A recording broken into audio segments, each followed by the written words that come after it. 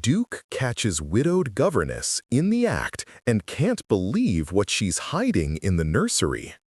Sebastian Wilde, Duke of Thornwick, was not supposed to be home. His trip to London had been planned for 3 days, not 3 hours, which is why he found himself standing frozen in the doorway of his nursery at midnight, watching his children's new governess, Mrs. Eleanor Hartley, feed what appeared to be an infant hidden beneath her nightgown. The woman hadn't heard him approach. She was too focused on the child, a tiny thing, perhaps 3 months old, nursing desperately at her breast, while Eleanor murmured soft reassurances in the candlelight. Her dark hair hung loose around her shoulders, her face was drawn with exhaustion and something that looked like terror, and Sebastian could see her hands trembling as she held the infant close. This was not his child. He had 2 daughters, aged 7 and 5, both sleeping peacefully in their beds mere feet away. This baby was a stranger, hidden in his nursery, being secretly fed by a governess he'd hired barely a month ago. Eleanor's head snapped up as a floorboard creaked beneath Sebastian's foot. The color drained from her face so quickly he thought she might faint. Her arms tightened protectively around the nursing infant, and Sebastian saw the exact moment she made a calculation: run or plead, fight or surrender.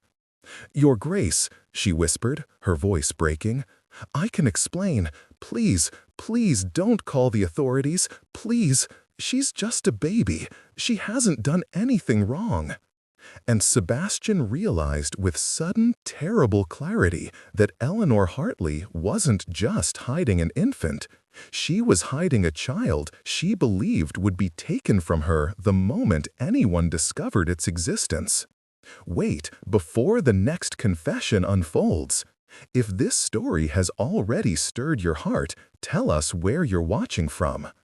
To make sure you don't miss the next betrayal, kiss, or redemption, subscribe and join our circle. The next heartbeat might change everything. Now, back to the scene. Sebastian stepped fully into the nursery and closed the door quietly behind him. "Mrs. Hartley," he said, keeping his voice low so as not to wake his daughters, "I'm not calling anyone, but you're going to tell me what's happening here, right now." Eleanor's eyes filled with tears, but she didn't move from the rocking chair. The baby, a girl, Sebastian could now see, with wispy dark hair and impossibly small features, continued to nurse, oblivious to the crisis unfolding around her. "She's mine," Eleanor said, the words emerging like a confession. "My daughter, born 3 months ago. I know I should have told you when you hired me. I know harboring a secret child breaks every rule of domestic service. But, Your Grace, I had no choice. I have no family, no resources, no husband to support us. If I'd told you about Rose, you wouldn't have hired me. And if I hadn't found employment," her voice broke completely, "we would have ended up in the workhouse, or worse." Sebastian moved to the window seat and sat carefully, trying to process what he was hearing. "You told me you were a widow, that your husband died 2 years ago." "I am a widow. Captain James Hartley died at Waterloo." Eleanor's voice steadied slightly. "But Rose wasn't his child. She swallowed hard.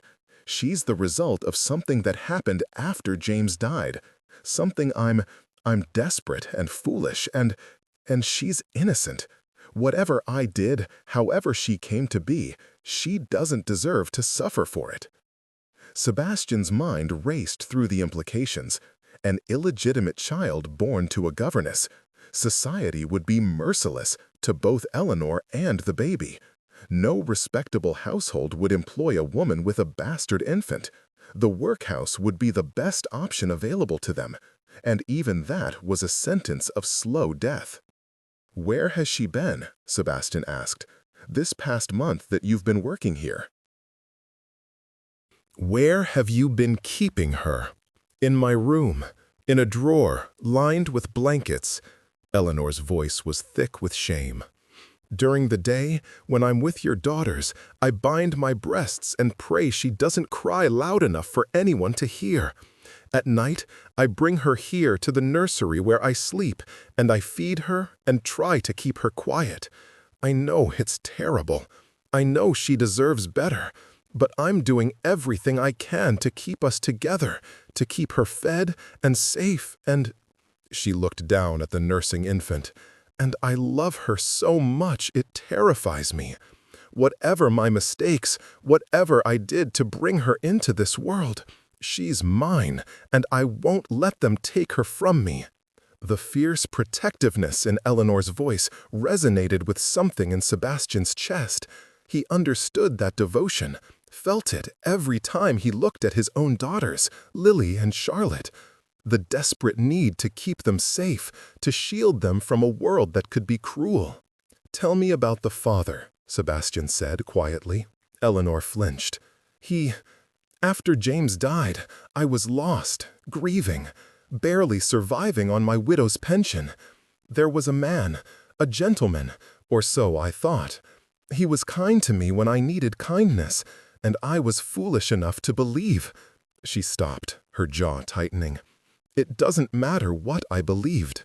When I told him I was with child, he gave me £50 and told me never to contact him again. Said if I tried to claim he was the father, he'd destroy what little reputation I had left." "His name," Sebastian said, a dangerous edge entering his voice. "It doesn't matter. He made it clear Rose and I mean nothing to him. And honestly, Your Grace, I don't want his help. I don't want anything from him. I just want to raise my daughter in peace." Eleanor's eyes met his directly. "I know you're going to dismiss me. I know this is impossible and inappropriate, and I've lied by omission since the day you hired me. But please, before you send me away, let me find another position first. Give me a week to secure something.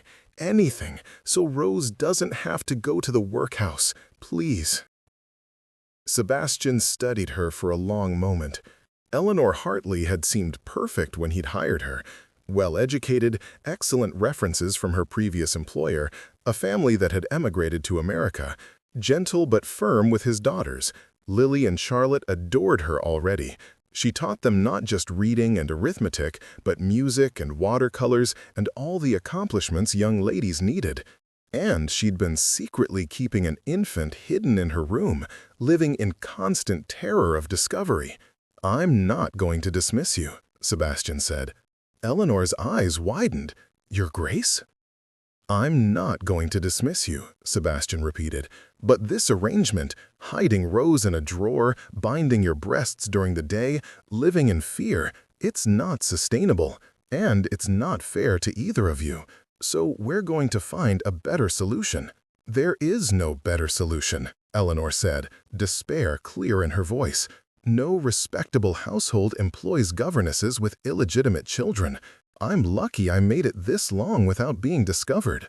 "Then we'll make this an unconventional household." Sebastian stood and moved closer, looking down at the infant who had finished nursing and was now staring up at him with unfocused dark eyes. "How old did you say she is?"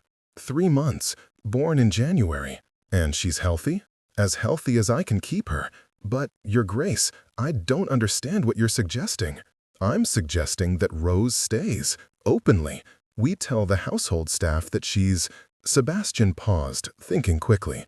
"That she's your niece, that your sister died in childbirth, and you've taken responsibility for the infant. It's unconventional for a governess to have a dependent child, but it's not unheard of in cases of family tragedy." Eleanor stared at him as though he'd spoken in a foreign language. You would allow me to keep her? Here? Openly?" "I would, on one condition." "Anything," Eleanor breathed. "You hire a nursemaid, someone to help with Rose's care during the day so you can focus on teaching my daughters. I won't have you exhausting yourself trying to do both jobs simultaneously." Sebastian's tone was firm. I'll cover the nursemaid's wages. Consider it part of your compensation package." "Your Grace, I can't accept. That's too generous."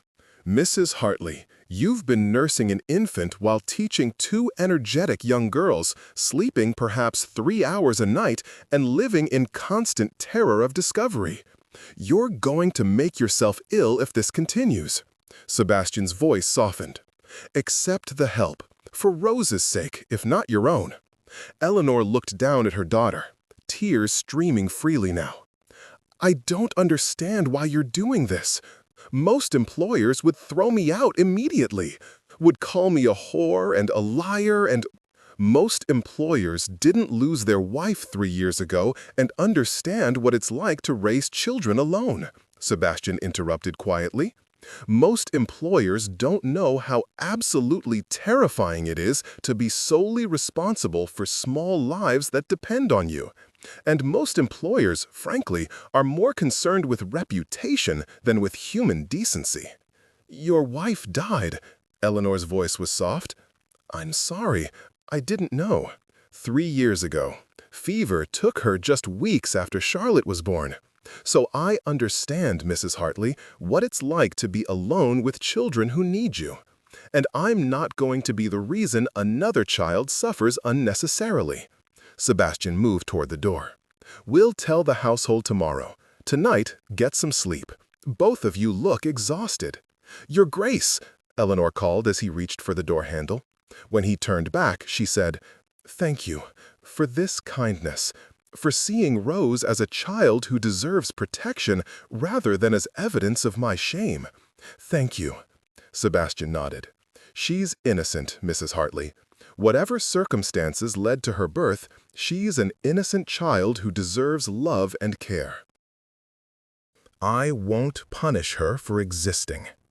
He left the nursery and returned to his own chambers, his mind spinning with the implications of what he'd just done.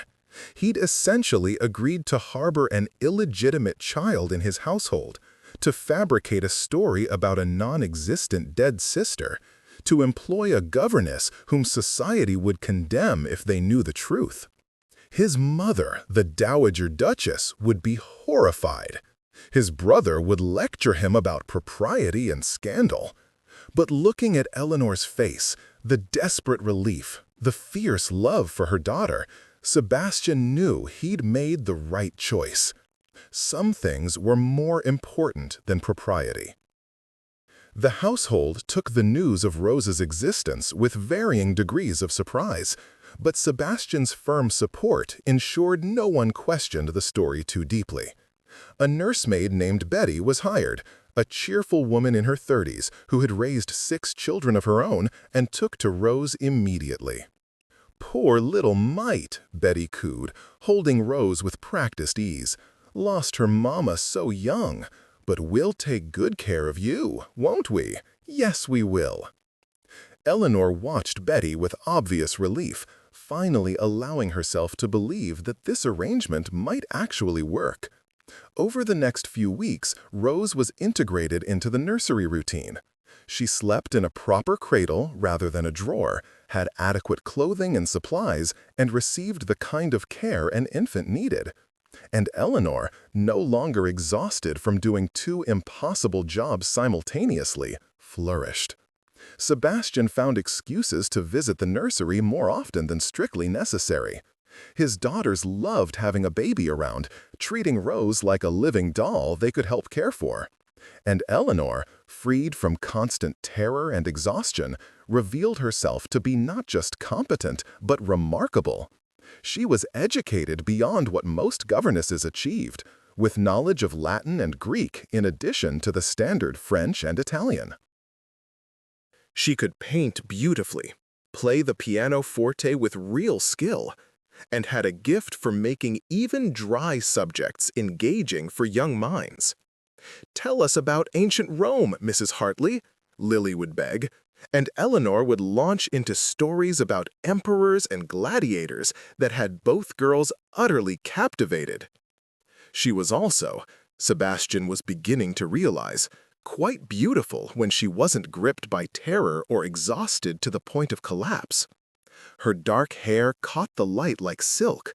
Her eyes, a warm brown that seemed to see straight through pretense, crinkled at the corners when she smiled. And her figure, now that she was eating properly and not starving to feed Rose, was lovely in a way that made Sebastian uncomfortable to acknowledge. She was his employee, his children's governess, the mother of an illegitimate infant had agreed to shelter.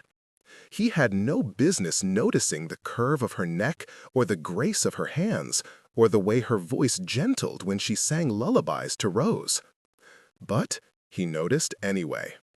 2 months after Rose's revelation, Sebastian found Eleanor in the garden one afternoon. Rose was sleeping in a pram beside her, and Eleanor herself was reading while keeping one hand on the pram's handle, rocking it gently. "Mrs. Hartley," Sebastian said, and she looked up with a smile that did unfortunate things to his pulse. "Your Grace, were you looking for Lily and Charlotte? They're with Betty, having their afternoon tea." "Actually, I was looking for you," Sebastian gestured to the bench opposite hers. "May I?" "Of course." He sat, suddenly uncertain how to broach the subject that had been weighing on him. "I wanted to ask about Rose's father, the man who abandoned you." Eleanor's expression shuddered immediately. "Your Grace, I told you, he made it clear he wants nothing to do with us, and I want nothing from him." "I understand that, but Mrs. Hartley, Eleanor, he should be held accountable, not for your sake perhaps, but for Rose's." "She deserves financial support at minimum. She deserves acknowledgement. He'll never acknowledge her. He made that abundantly clear." Eleanor's voice was bitter now. "He called her a mistake, said she was my problem to solve, said if I tried to make her his problem, he'd destroy me so thoroughly no one would ever believe my claims." "Give me his name," Sebastian said, his voice hard. "I have resources he doesn't. I have social standing that protects me from the kind of retaliation he threatened you with. Let me—" "No." Eleanor's interruption was firm. "Your Grace, I appreciate what you're offering, but pursuing him would only bring scandal to your household. People would question why you care so much about your governess's illegitimate child. They'd speculate about your motives. And—" she paused. "And honestly, I don't want Rose to know about him. I don't want her growing up wondering why her father didn't want her. Better she believes the story we've told, that she's an orphan whose parents died tragically. That's kinder than the truth." Sebastian wanted to argue, but he could see the logic in Eleanor's position. Still, the injustice of it galled him. Some unnamed gentleman had taken advantage of a grieving widow, gotten her with child, and then abandoned her to face the consequences alone. "Will you tell me his name?" Sebastian asked quietly. "Not to pursue him, just so I know, so if I ever encounter him, I can—" He stopped, not sure how to finish that sentence. Eleanor studied him for a long moment. Then, very quietly, "Lord Edmund Ashford, second son of the Marquess of Blackstone." Sebastian felt cold fury settle into his bones. He knew Ashford, had encountered him at his club, at various society functions, a charming wastrel with a gambling problem and a reputation for seducing women he had no intention of marrying. "I should have guessed," Sebastian said. "Ashford is exactly the type to make promises he has no intention of keeping." "He promised me nothing," Eleanor said dully. "That's the worst part, Your Grace. He was honest about his intentions, or rather his lack of them. I was simply too desperate for kindness to protect myself properly. That's not his fault. It's mine." "That's not—" Sebastian stopped himself. He wanted to argue that Ashford absolutely bore responsibility, that preying on a vulnerable widow was unconscionable, regardless of whether explicit promises were made. But Eleanor clearly didn't want to hear it. "I'm going to tell you something," Sebastian said instead, "and I need you to hear it, truly hear it. What happened to you, what Ashford did, it wasn't your fault. You were grieving and vulnerable, and he took advantage of that. The fact that he didn't make explicit promises doesn't absolve him of moral responsibility. And Rose is not a mistake or a burden or evidence of your failure. She's a child, a beautiful, innocent child who deserves to be cherished. Eleanor's eyes filled with tears. That's what you've given her, you know. A chance to be cherished rather than hidden. A chance to grow up without shame. I don't know how to thank you for that, Your Grace. It's a gift beyond price. You thank me by continuing to be the excellent governess my daughters need, and by allowing me the privilege of knowing Rose is safe and cared for. Sebastian stood. And Eleanor, if you ever need anything at all, you come to me directly.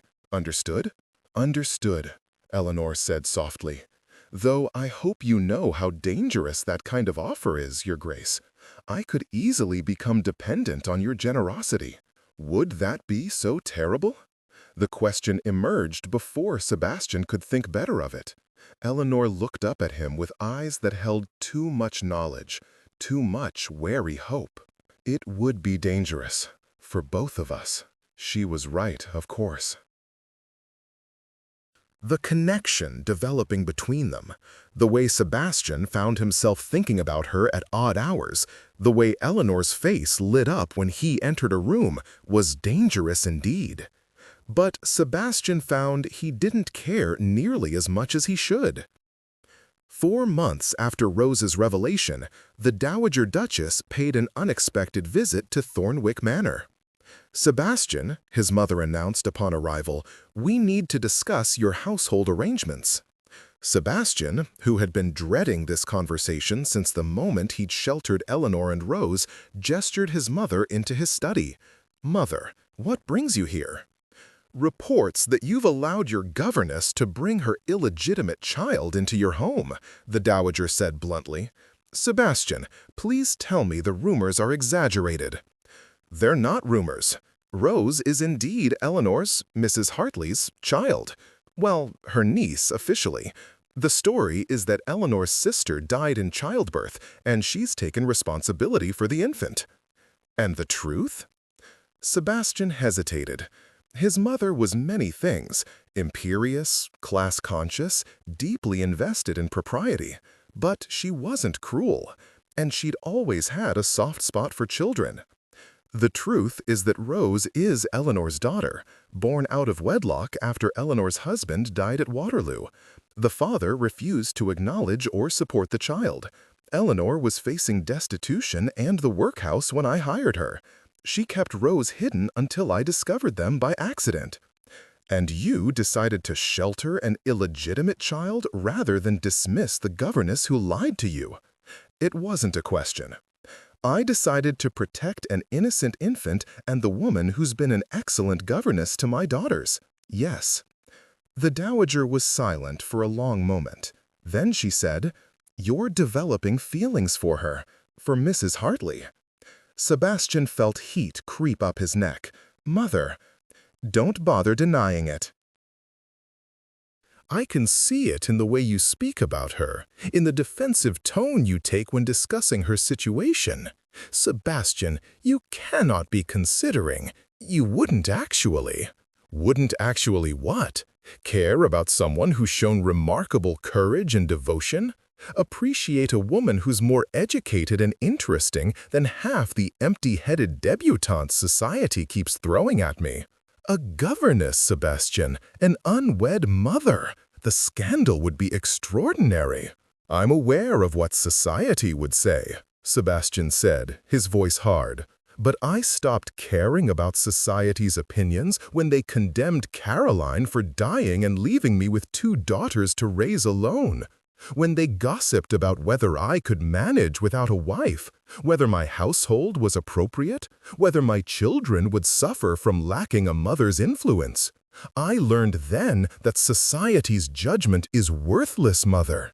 It's based on appearance and propriety rather than actual morality or human decency.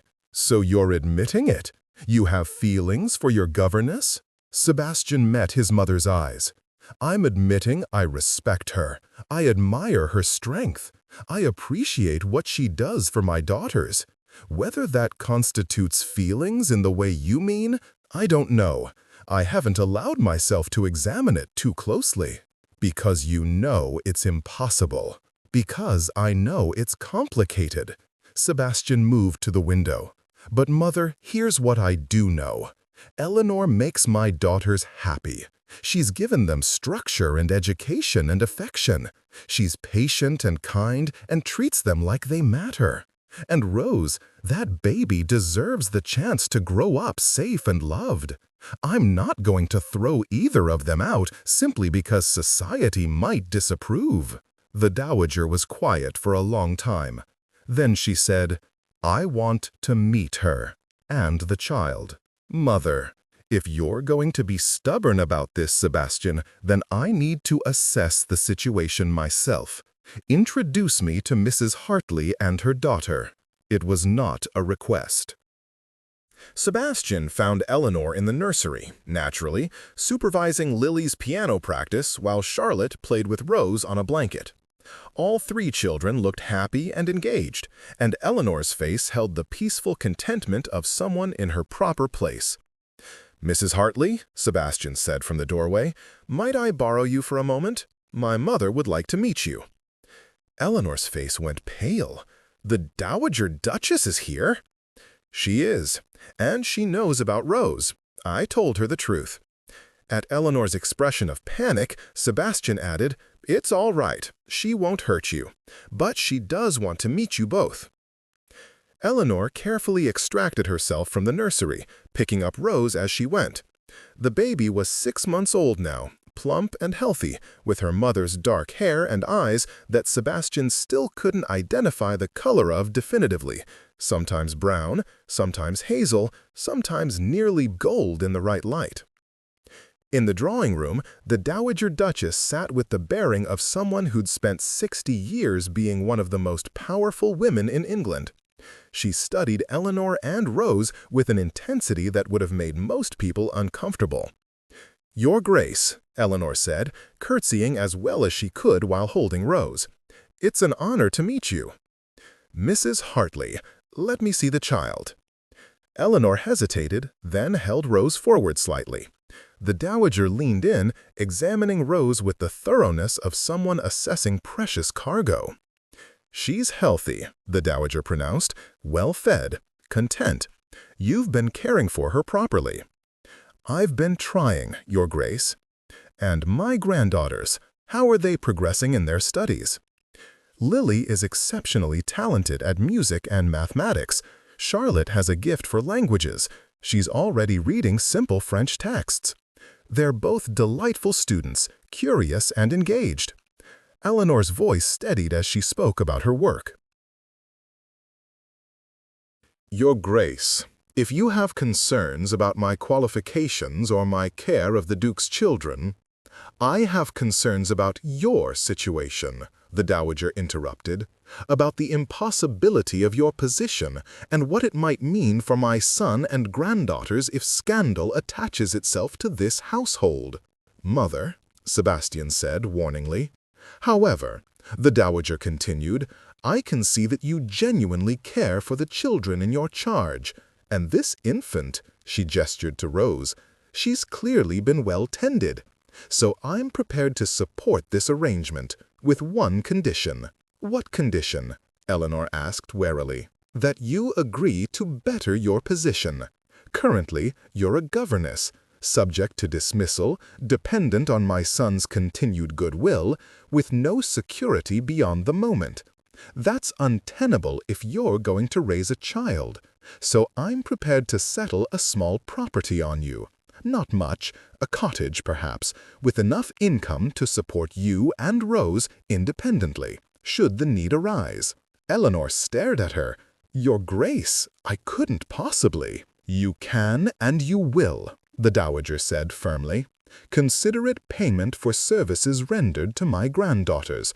Or consider it the security I'd want any woman in your position to have. But you will accept it, Mrs. Hartley, because a woman with a child needs options, and right now you have none. Mother, that's incredibly generous, but, Sebastian began. "It's settled," the Dowager announced. "I'll have my solicitor draw up the papers. Mrs. Hartley, do you have any particular preference for location?" Eleanor looked between Sebastian and the Dowager, tears streaming down her face. "I don't understand why you're doing this, either of you. I'm nobody, just a governess with an illegitimate child. Why?" "Because you're raising my granddaughters beautifully," the Dowager said. "Because that child in your arms deserves security. And because—" her voice softened slightly.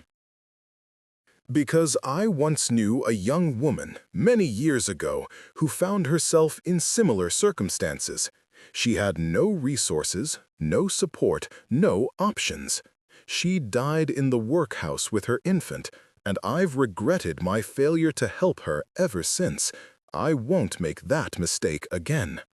The story hung in the air, a confession the Dowager had likely never shared before. Sebastian stared at his mother, seeing her with new eyes.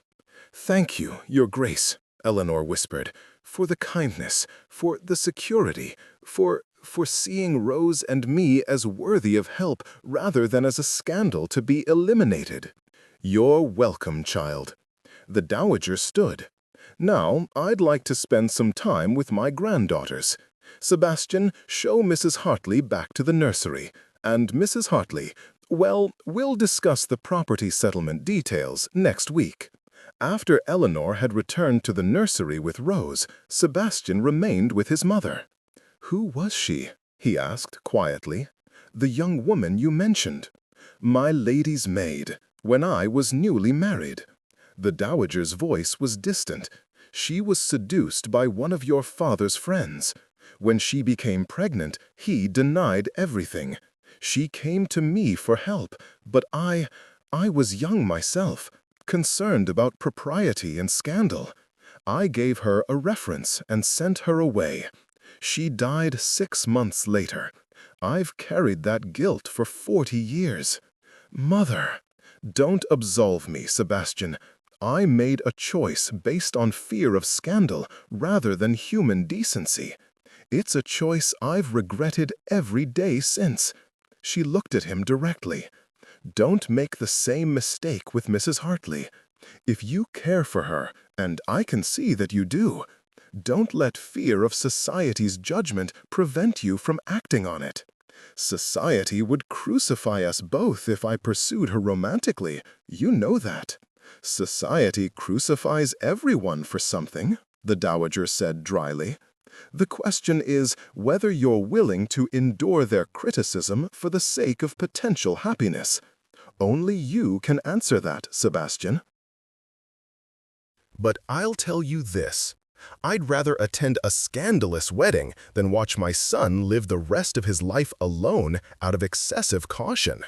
She swept out, leaving Sebastian to contemplate her words and what they meant for the future he'd been trying not to imagine.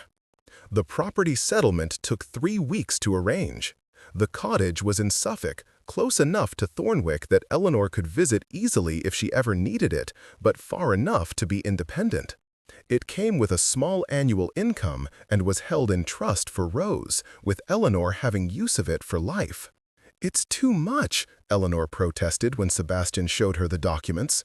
"Your Grace, this is more than generosity. This is life-changing security that I've done nothing to earn."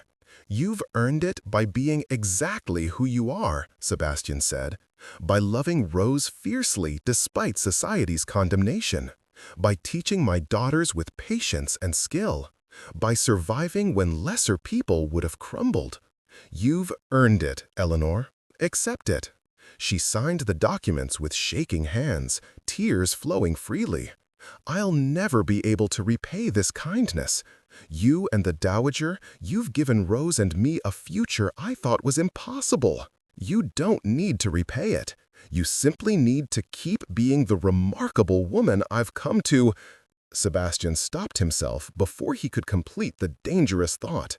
"The remarkable woman whose presence has improved my household immeasurably." Eleanor looked up at him, and Sebastian saw in her eyes that she'd heard what he hadn't said. that she understood exactly what he'd stopped himself from confessing. "Your Grace," she said softly, "we need to be careful. I know. The staff already speculate. If we're not careful about boundaries, if we become—" "I know," Sebastian said again. "Eleanor, I'm aware of how impossible this situation is. I'm aware that any romantic connection between us would be scandalous. I'm aware that you're my employee, and that power dynamic makes everything complicated. I know all of it." "Then why?" Eleanor stopped, seeming to change course. "Why are you looking at me like that?" "Like what?" "Like I'm not your governess. Like I'm someone you—" She couldn't finish. Sebastian moved closer, drawn by forces he couldn't name and didn't want to resist. "Because you're not just my governess, Eleanor. You're the woman who taught me that family isn't always about blood. That courage sometimes looks like hiding a baby in a drawer and praying no one discovers her.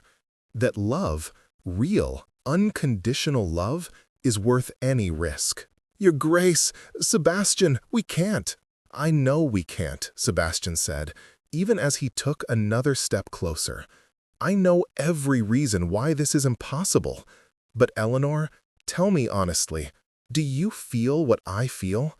This pull between us, this connection that has nothing to do with employer and employee, and everything to do with two people who found something rare and precious and terrifying." "Your Grace, Sebastian, we can't." "I know we can't," Sebastian said, even as he took another step closer. "I know every reason why this is impossible. But Eleanor, tell me honestly, do you feel what I feel? This pull between us, this connection that has nothing to do with employer and employee, and everything to do with two people who found something rare and precious and terrifying." Eleanor was crying now, her face tilted up toward his. "Yes, God help me. Yes. From almost the beginning, I've wanted, but Sebastian, I can't be another scandal in your life. Your daughters don't deserve to have people whispering about their father and the governess. And Rose needs stability, not more chaos and condemnation." "What if," Sebastian said carefully, "what if there was a way to have both? Stability and us?" "There isn't. You're a duke. I'm a governess with an illegitimate child. There's no version of this story where society accepts us. What if I don't care about society's acceptance? You should care. Your daughters will debut in society someday. They'll need the ton's acceptance for good marriages. If you scandalize your name by taking up with your children's governess—" "By marrying my children's governess," Sebastian corrected quietly. Eleanor froze. "What?" "By marrying you, Eleanor." "Not taking you as a mistress or engaging in some clandestine affair, but actually marrying you. Making you my duchess. Making Rose my daughter legally, not just in practice." Sebastian's heart was pounding. He hadn't planned to propose like this, hadn't planned to propose at all, had been trying desperately to avoid examining his feelings. But now that the words were spoken, they felt right. "Marry me." "Sebastian, you can't be serious." "I'm absolutely serious." He took her hands in his. "Eleanor, I've spent 3 years as a widower, raising my daughters alone, going through the motions of life without really living. And then you arrived, with your secrets and your fierce love and your refusal to give up even when everything seemed hopeless. You reminded me what it feels like to care about someone, to want someone's happiness as much as my own, to imagine a future that's more than just duty and responsibility. I'm not appropriate. I'm not a lady. You're intelligent, educated, compassionate, and brave. You're an excellent mother and a gifted teacher. You've won over my daughters, my mother, and my entire household staff. You're exactly what I want, Eleanor. The question is, am I what you want?" Eleanor stared at him, emotions warring across her face. "You're everything I want," she whispered. "But, Sebastian, think about what you're offering. You'd be making an illegitimate child your legal daughter. You'd be marrying someone society will call a fortune hunter, and worse. Your family, your peers, they'll be merciless." "Let them be merciless. I've discovered I'm quite comfortable with being unconventional." Sebastian smiled slightly. "Besides, my mother has already given her blessing. She told me explicitly not to let fear of scandal prevent me from pursuing happiness." "The Dowager said that?" "She did. Apparently, she learned long ago that prioritizing propriety over human decency leads to regret she doesn't want me to experience." Sebastian squeezed Eleanor's hands gently. "So, I'm asking again, will you marry me? Will you let me make Rose my daughter and you my wife? Will you build this unconventional, scandalous, perfectly imperfect family with me?" Eleanor closed her eyes, tears streaming down her face. When she opened them again, they held something Sebastian had rarely seen there: hope without fear, joy without reservation.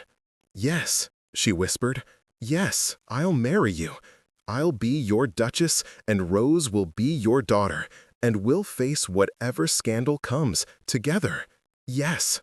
Sebastian pulled her into his arms, holding her close, feeling something settle into place in his chest that he hadn't realized was missing. They stood like that for a long moment, two people who'd found each other against all odds and reason. "The girls are going to be delighted," Sebastian murmured against Eleanor's hair. "They've been asking me to make you their real mother for weeks now." Eleanor laughed, the sound bright with happiness. "Have they? Lily told me last week that you're already their mother in every way that matters, so why couldn't we just make it official?" Sebastian pulled back to look at Eleanor. "And she's right, you already are their mother. The wedding just makes it legal. And Rose? Rose will be my daughter, legally, formally, with my name and my protection. No one will ever question her legitimacy or her place in this family." Sebastian's voice was firm. "She'll have brothers or sisters if we're blessed with more children. She'll have everything any child of mine would have. I promise you that, Eleanor." "I believe you," Eleanor said, "which is why I'm saying yes, even though it's mad and scandalous and will cause exactly the kind of gossip both of us have been trying to avoid. Then we'll be mad and scandalous together." Sebastian kissed her forehead gently. "When should we marry? I'd prefer soon, before society has too much time to mount opposition." 3 weeks? Long enough for the banns to be read. Short enough that we're married before people fully process what's happening. Perfect. Sebastian smiled at her.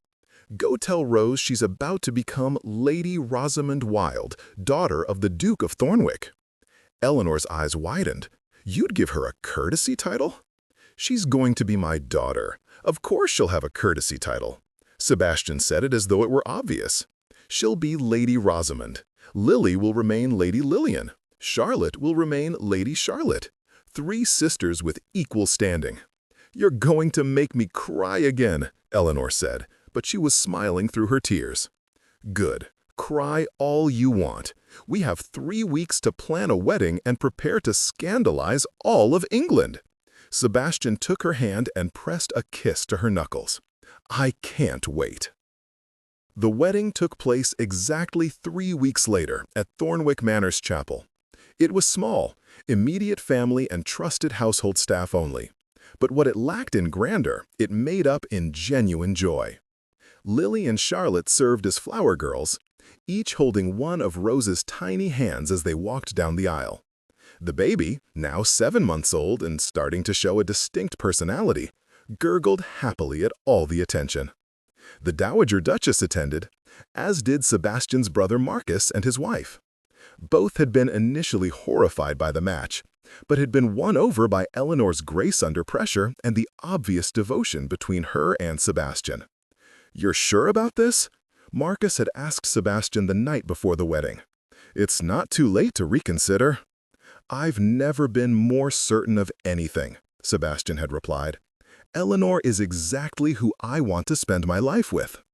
Now, watching Eleanor walk toward him in a simple but elegant cream dress, Sebastian felt that certainty settle even deeper. She was beautiful, yes, but more than that, she was real, genuine, someone who'd faced hardship and emerged stronger rather than broken. The vicar began the ceremony. When it came time for vows, Sebastian spoke clearly enough for everyone to hear. I, Sebastian Charles Wilde, take you, Eleanor Mary Hartley, to be my wife. I promise to honor you, protect you, and love you for all the days of my life. I promise to be a faithful husband and a devoted father to all our children, those we have together and those we bring to this marriage. I promise that your past will never define your future, and that Rose will always have my name and my protection. Eleanor's vows were equally firm. I, Eleanor Mary Hartley, take you, Sebastian Charles Wilde, to be my husband. I promise to stand beside you in joy and in scandal, in society's approval and in their condemnation. I promise to love your daughters as my own, and to build a family with you based on love rather than convention. I promise that every day I will strive to be worthy of the faith you've placed in me and the generosity you've shown my daughter. The vicar pronounced them married, and Sebastian kissed his new wife while their daughters applauded and Rose made happy sounds that might have been laughter. The scandal, when it broke in London, was everything they'd expected, and worse. The gossip rags had a field day with the Duke who'd married his governess and claimed her illegitimate child as his own. Society matrons clutched their pearls. Invitations dried up. Former friends distanced themselves. But inside Thornwick Manor, none of it mattered. Eleanor was an excellent duchess, despite having no training for the role.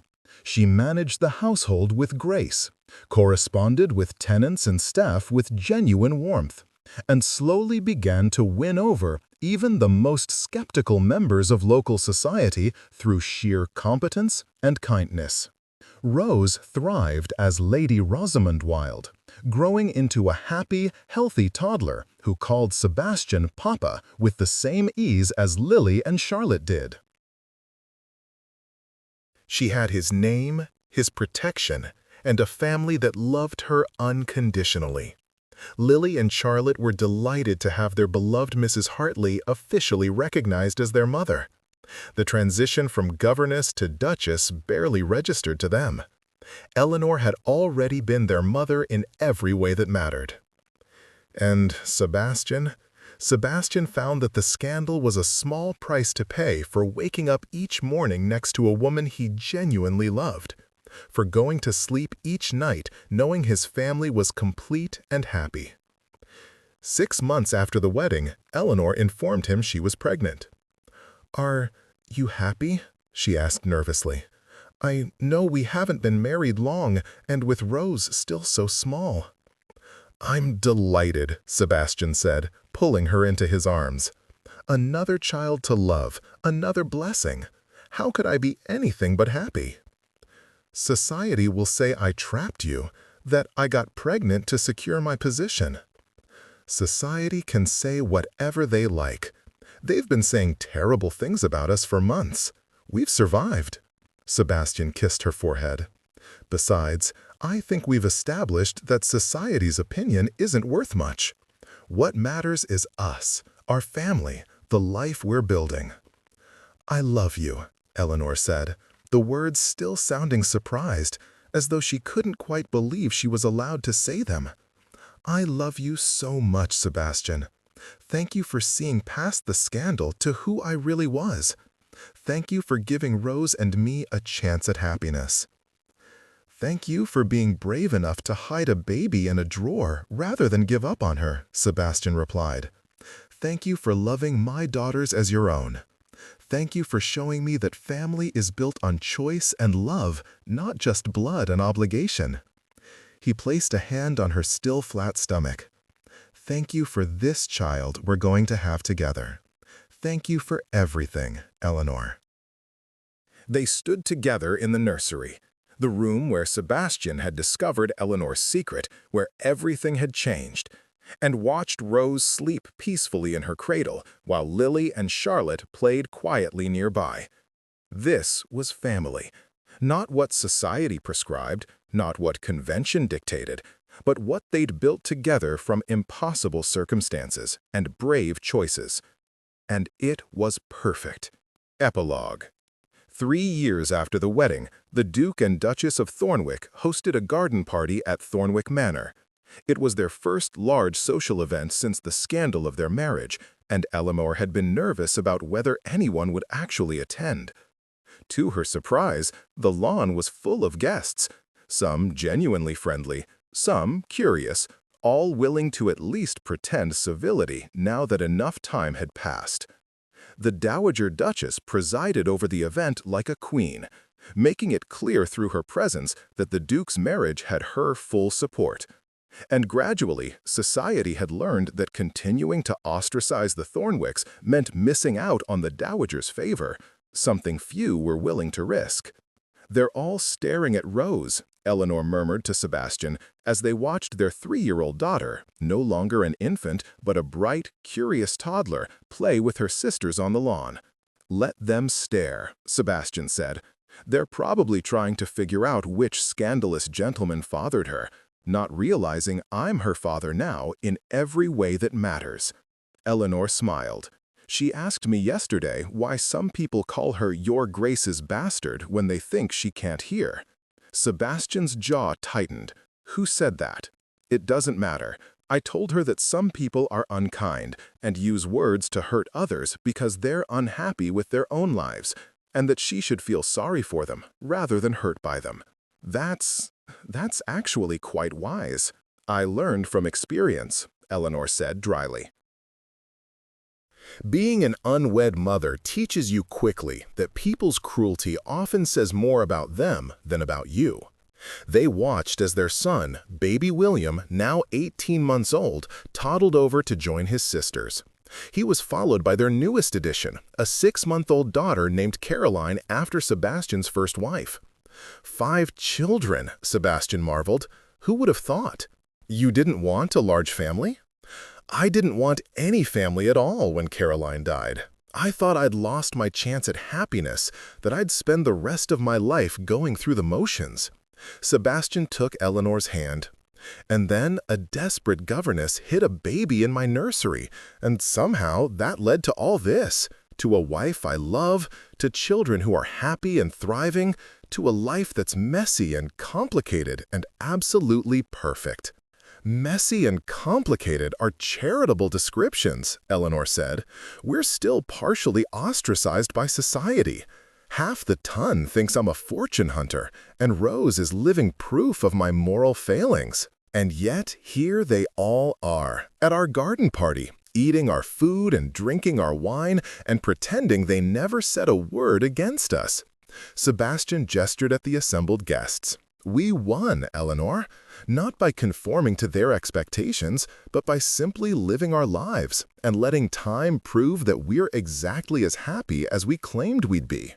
Lady Catherine Hartford, one of the few society ladies who'd remained friendly throughout the scandal, approached with her own daughter in tow.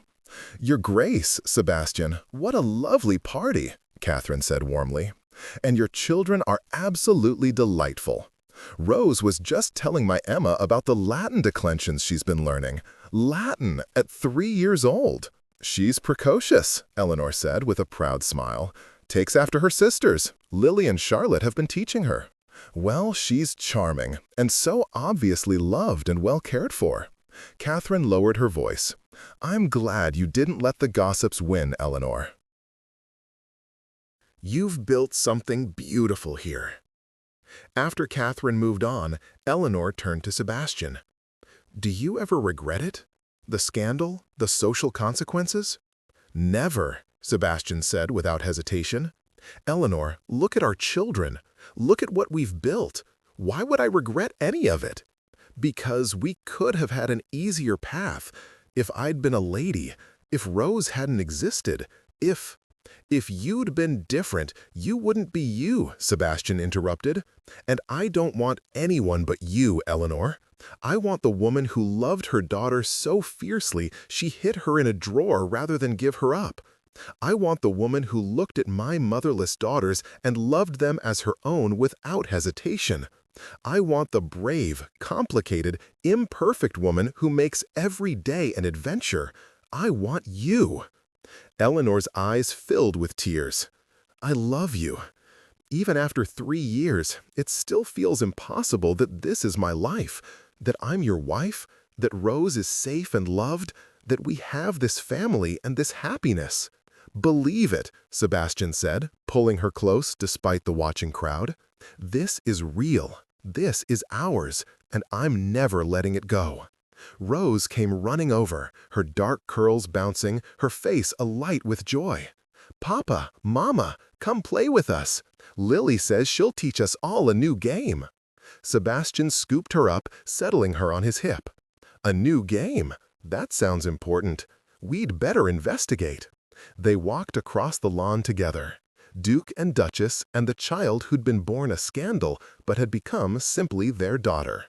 Behind them came Lily and Charlotte and William and baby Caroline, a tribe of children who knew nothing of scandal or shame, only of being loved and valued exactly as they were. And around them, society watched and whispered, and eventually, grudgingly. Because love, real, fierce, unconditional love, was harder to condemn than they'd expected. And the Duke and Duchess of Thornwick had plenty of it to spare. The end.